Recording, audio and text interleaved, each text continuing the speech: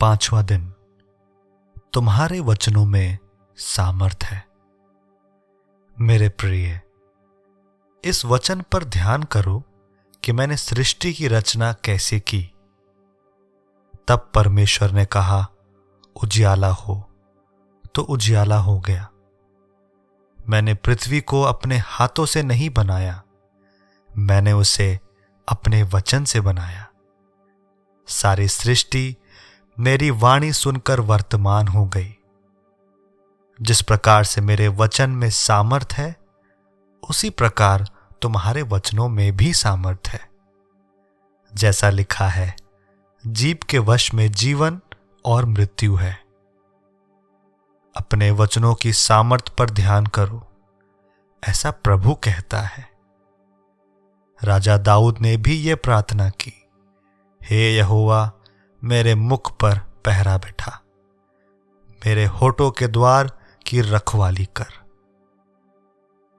तुम मुझसे ऐसी प्रार्थना करो, तब उसके फलों का लाभ उठाओगे। क्योंकि कई बार कुछ कहने से अधिक शांत रहना अच्छा है। जो कुछ कहना हो वो मुझसे प्रार्थना में कहो। कई बार तुम्हारे वचनों में धैर्य की आवश्यकता होती है।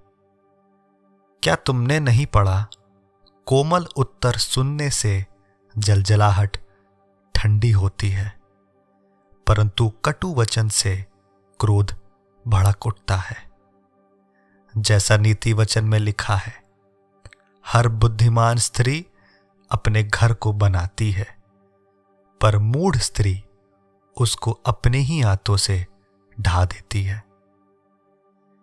इसलिए इन बातों पर ध्यान करो और मुझे अपने वचनों का प्रभु होने दो।